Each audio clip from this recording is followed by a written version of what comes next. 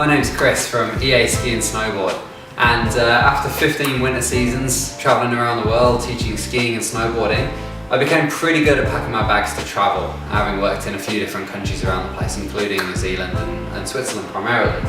So over that time I became pretty good at packing my bag and becoming more efficient with what I took aboard. So today we're going to talk about what's in my bag, what to waste the space, and how to keep yourself within your weight limits with the airline.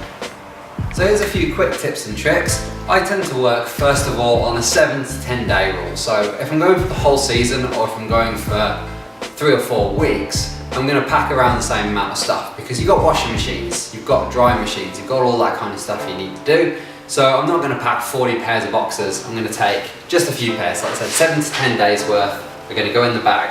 Socks, boxers, or underwear, that kind of stuff. And then you're going to make sure also you've got some good quality ski socks and enough ski socks to last a week. Okay, it's enough to in between washes so you're not doing it too regularly, but it's not so few that you're going to run out real quick or start having to turn them inside out. No one needs your smelly boots in their locker room. Thermals. You don't necessarily need any kind of thermal underwear, but thermal base layers that you can wear underneath your ski gear is key to keep you nice and fresh and warm during the winter season. So I've got a couple of different thickness options for my thermals, a slightly thicker pair and a slightly thinner pair that are going to last me through both spring and the coldest, darkest days of winter.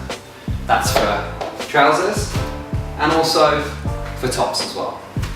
And I'm going to take about 3 pairs of each. Next up, helmet. Really important, they're compulsory for most ski schools, especially when you're teaching children, so you'll need to bring one of those with you. This one that I've got here is really, really light, which just saves a few grams off your weight limit with the airline, so think about that. Next up we've got goggles. As you can see I've got 2 pairs of goggles here. One has got a light lens in, one's got a dark lens in to allow me to manage different conditions. But if you can find one goggle and just have multiple lenses, different colours for different conditions, that's the most efficient way to do it. When you're packing up, you don't want these guys to get damaged en route. So make sure that you pack them inside your helmet and then pack them in your bag so they've got that protection around them for the flight. For gloves, I always like to make sure I've got a couple of different pairs of gloves, a little bit of different thickness, just to make sure that you've got options for a whole range of different days. Starting here, I've got a nice big thick pair of mitts. These are for those real cold days in the deepest, darkest winter, and they're going to keep my hands nice and warm.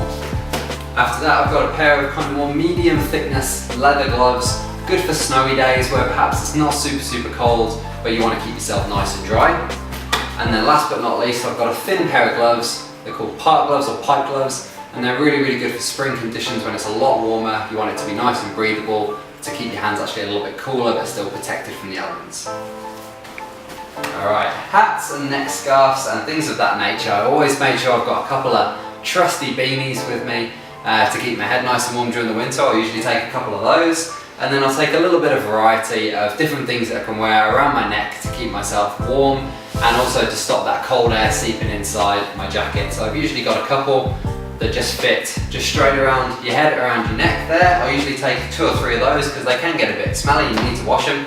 And then I always normally take a balaclava as well, really useful, padded, nice and thick for those real cold days, especially if you're going to a Canadian resort where it gets down to minus 30, minus 40, you'll definitely be wanting one of those.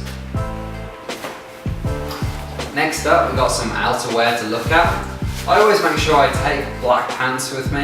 I mean, they might be a little bit boring, but you can always go a bit more colourful with your jacket if you want to. The advantage with black pants is that if you're working for a ski school where you need to supply your own pants, you've got them ready to go and you can use them for free riding and for teaching. Although a lot of ski schools will provide you with pants as well. Okay? I tend to go for something of a medium thickness. I don't want to go for something that's too thin, but I certainly don't want to go for something that's too thick and insulated, because then by the time you get to spring, you're going to have to buy something else because you'll just get too hot. So something that I can layer my thermals underneath, absolutely perfect. For a jacket, this one here that I've got right now is super thick, perfect for those real cold days, and I can also layer underneath this with a thermal layer, mid layer, even a thin jacket or puffy padded layer underneath this if I want for extra warmth. So really good for those winter days. But then you probably want to have an option for spring as well where it gets a little bit warmer. So a puffy padded jacket like this is going to be a little bit one-dimensional. It's going to be great when it's good, but when it's on those warmer days, this isn't going to be what you want. So a really good option can be to go for something a little thinner, but make sure you have lots of good layering options underneath of different thicknesses, different thermals, to give your bag some versatility.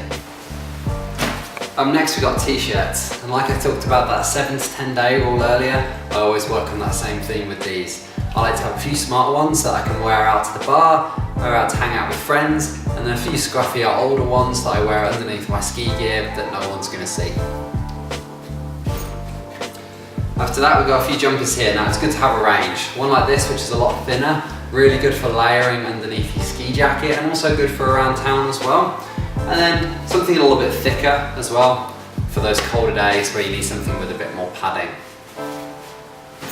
Then after that, a few little extras and a fairly smart shirt. A plaid shirt is going to be pretty smart for a ski town, just in case you go on that big day.